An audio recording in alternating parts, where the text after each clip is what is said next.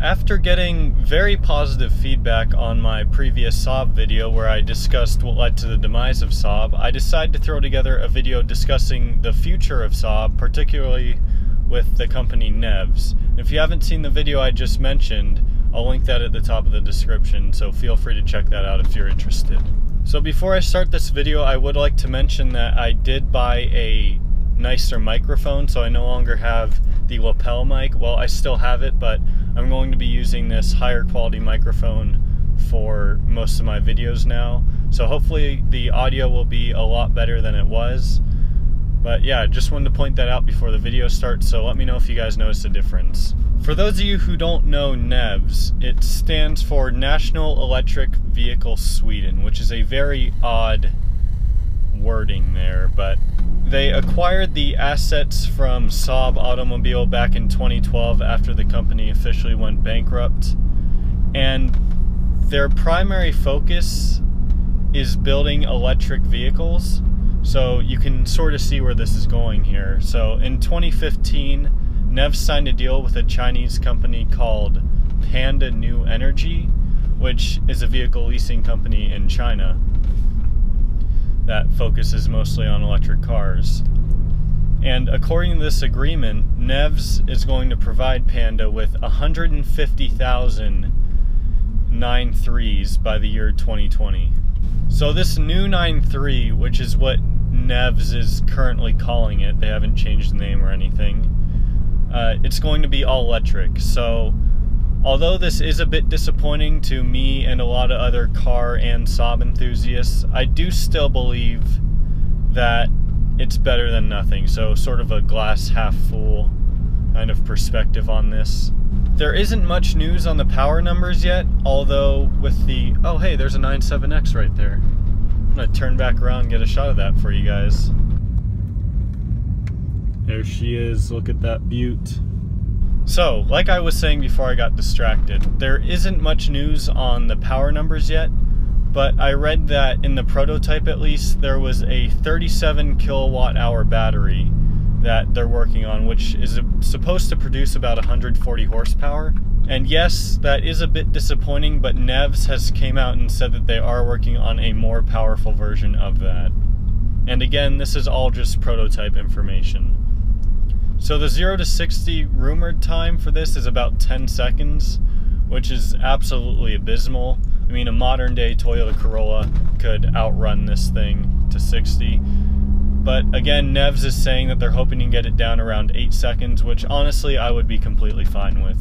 And according to those who have been lucky enough to test drive the prototype, they're saying it's very composed and quiet on the road, even quieter than Tesla's actually, and that it responds very well to your steering input, braking, and provides a very comfortable ride. NEVS has also flirted with the idea of creating 3 more models based off of other Saab platforms. I believe they said 3 SUVs and potentially a hatchback or coupe, something like that.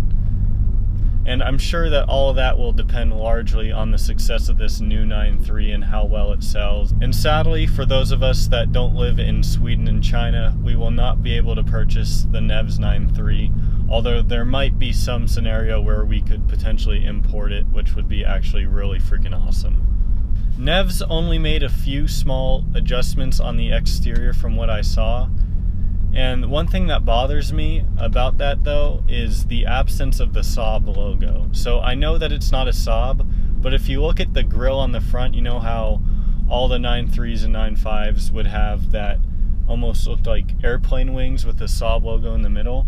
They decided to keep those airplane wings on there, but remove the Saab logo, so it looks almost identical to a Chrysler badge, which is very weird, and I honestly do not like the look of that at all. I think they should just replace it with a NEVS badge or something like that.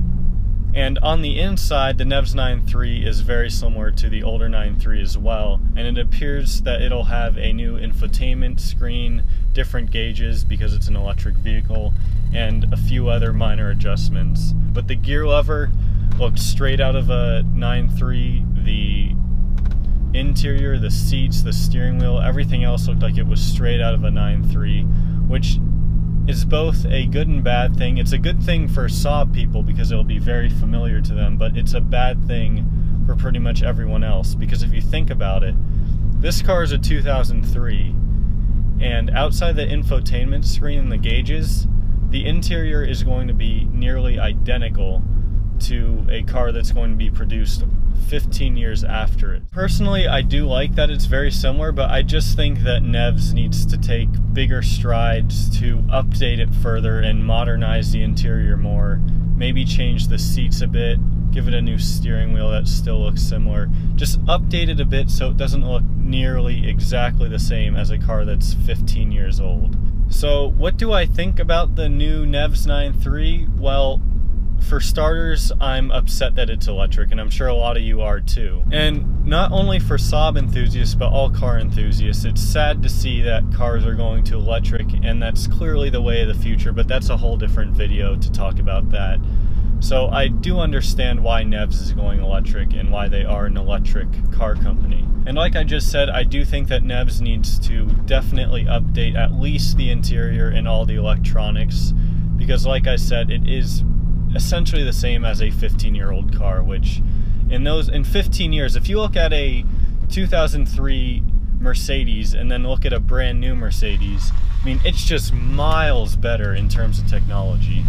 I also think that NEVS is certainly going to need to up their game with their electric motors, because 140 horsepower, like I said, is absolutely horrible. And I think that anything short of 200 horsepower and a 200-mile range is just horrid. So, although I basically did just roast NEVS for a couple of minutes there, I am still really excited for this car, and I would love to have the opportunity to drive one someday. So that's all the information that I've gathered about NEVS and the new 9.3.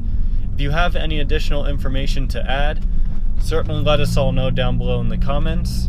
And if you did enjoy this video and found it informative, definitely smash the like button. This is how you smash a like button.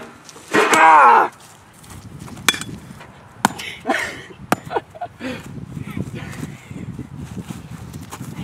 This isn't enough. It's not enough. No, we can smash it more. No. No! Once again, thank you guys for watching and tuning in, and I'll see you next video. Where do I go?